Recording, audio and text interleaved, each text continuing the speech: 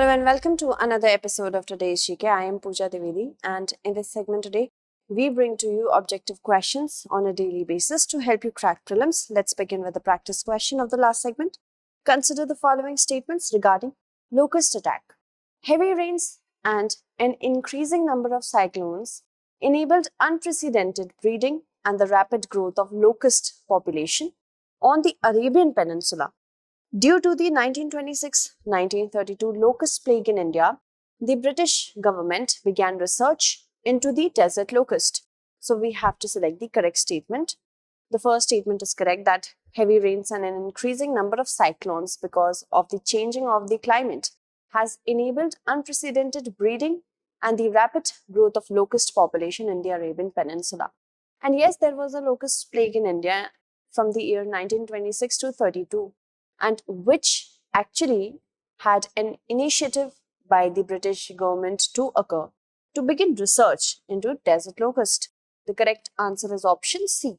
As per the recent study, infestation of desert locust, which has plagued a vast swathe from Eastern Africa to India in recent years, is closely linked to climate change. India has not witnessed full-blown locust cycles since 1993, and we have discussed this statement, so we shall move forward, and the second as well. Now, after that, it led to the establishment in 1939 of a permanent locust warning organization with a station in Karachi that was in undivided India. Its main job was to keep an eye out for a specific subspecies of the insect, the desert locust, that sprang into the region from the Thar Desert. Let's move on to our first question for the segment. The Har GharDastak Campaign, recently seen in the news, is associated with which of the following? To ensure that all the adult population is covered with the first dose of COVID vaccine, to motivate the adults to take the second dose of the vaccine, to make people aware about Beti Bachao and Beti Padhao scheme and its economic impacts on their family. The correct answer to this question is option D. Okay? Why? Because first dose is important and second dose is even more important for the virus to not mutate. Let's move forward and talk about the explanation. A national interactive webinar for the media was organized by the Union Ministry of Health and Welfare, today Family Welfare. Today, that was to further strengthen the awareness about the month-long Har GharDastak campaign.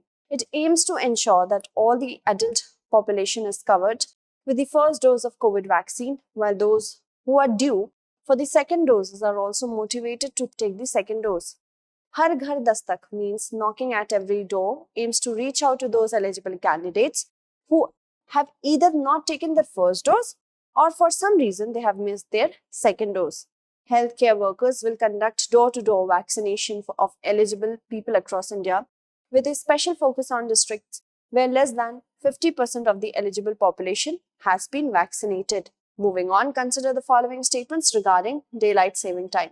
It is the system for uniformly advancing clocks so as to extend daylight hours during conventional waking time in the summer months.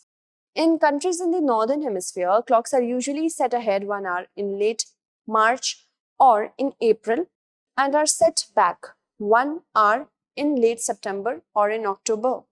So we have to select the correct statement. Both of these statements are definitely correct. The correct answer is option C. Daylight saving time was in the news this week as standard time hit the United States this past weekend, forcing people to turn their clocks back and gain an hour of sleep. Also called summer time, the daylight saving time is the system for uniformly advancing clocks so as to extend daylight hours during conventional waking time in the summer months.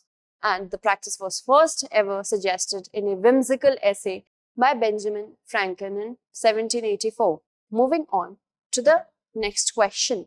Consider the following statements regarding PNS Tughril. It is a warship that has world-class stealth capability and can easily dodge any radar. It is the first hull of 4 Type 054 frigates being constructed by Russia for the Pakistan Navy. So we have to select the correct statement. The first statement is correct about PNS Tughril. The second is not, because it is the first hull of 4 types 054 frigates which has been constructed by China for the Pakistan Navy. The correct answer is option A. Recently, China handed over the first type 054A/P frigate to Pakistan, named PNS Tughril. The ship is a technologically advanced and highly capable platform with enormous surface-to-surface, surface-to-air, and underwater firepower, besides extensive surveillance potentials. This warship has world-class stealth capabilities and can easily dodge any radar that means a threat for India. It also has long-range missiles and a state-of-the-art cannon capable of firing multiple rounds in a minute. The warship is fitted with the state-of-the-art battle management system, which will increase the fighting capability of the Pakistan Navy manifold. Consider the following statements regarding Central Board of Indirect Taxes and Customs. It is a part of the Department of Revenue under the Ministry of Finance. The Central Board of Excise and Customs was renamed as the CBIC after the rollout of the GST. It deals with the tasks of formulation of policy concerning levy and collection of customs, central excise duties, central GST, and integrated GST. So we have to select the correct statement. All the 3 statements are definitely correct. The correct answer is option D. Recently, the CBIC issued guidelines on blocking of tax credit by GST field officers, saying that such blocking should be on the basis of material evidence and not just out of suspicion. It is a part of the Department of Revenue under the Ministry of Finance. The Central Board of Excise and Customs was renamed as the CBIC in 2018.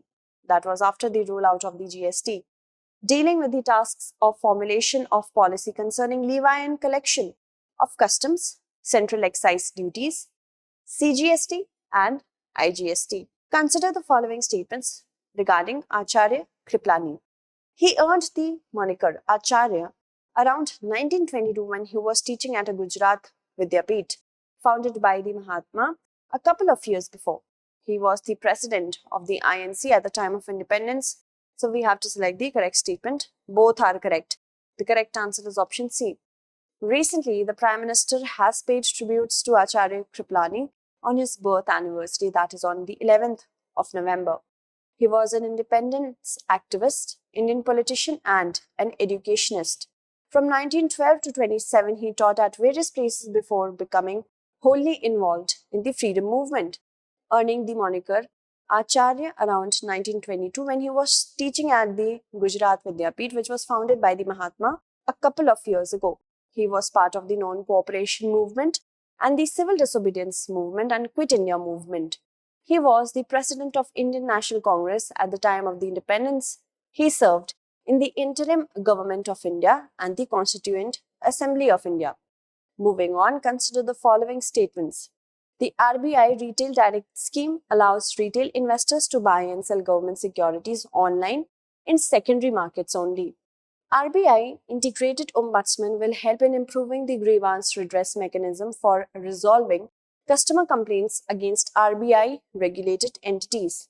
We have to select the correct statement. The first statement is incorrect because the Retail Direct Scheme will allow retail investors to buy and sell securities in not only secondary but primary markets as well. The second is definitely correct. The correct answer should be option B. Prime Minister Narendra Modi on Friday virtually launched 2 innovative customer-centric initiatives of the RBI, namely Retail Direct Scheme and the Reserve Bank Integrated Ombudsman Scheme.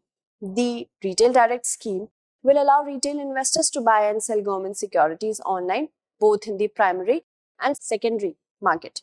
These small investors can now invest in G securities by opening a Gilt Securities account with the RBI, named as Retail Direct Gilt Account. Ombudsman scheme will help in improving the grievance redress mechanism for resolving customer complaints against RBI's regulated bodies. The scheme is based on one nation, one ombudsman, with one portal, one email, and one address for the customers to lodge their complaints. Moving on, consider the following statements with respect to the National Sports Award 2021. Simranjeet Kaur will be conferred with the Arjuna Awards in the field of boxing. Arjuna Awards for outstanding performance in sports and games is given for good performance over a period of previous 6 years and showing qualities of leadership, sportsmanship, and sense of discipline. So, we have to select the statement which is or are not correct. Simranjeet Kaur will be conferred with the Arjuna Award in the field of boxing. This is correct.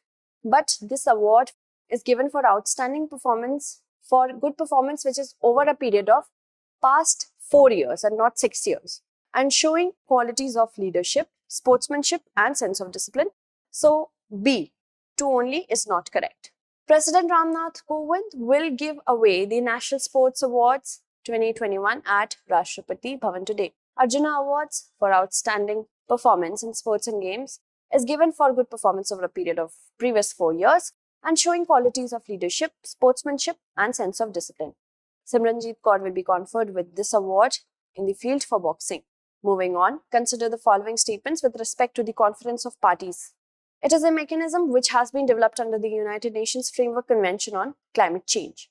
The 2022 edition of the Conference of Parties, or 27th COP, will take place at Sharm el-Sheikh in Egypt.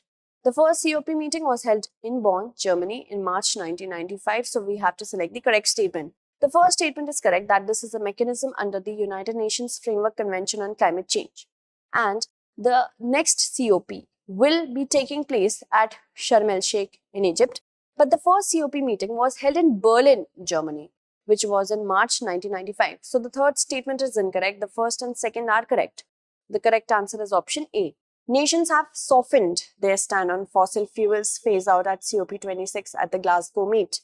A new draft for the final deal that could emerge from the COP26 climate summit appears to have watered down its call to curb fossil fuels, but did not remove all mentions of the need for their phase out. It is the APEC. COP is the apex decision-making authority of the UNFCCC. It meets every year unless the parties decide otherwise. The first COP meeting was held in Berlin, Germany in March 1995. Moving on to the next question. Consider the following statements with respect to norovirus. It is also known as the winter vomiting bug. Sore limbs is one of the many symptoms of norovirus. So we have to select the correct statement. Yes, it is also known as the winter vomiting bug, and norovirus has a symptom which also includes sore limb. So the correct answer is option C.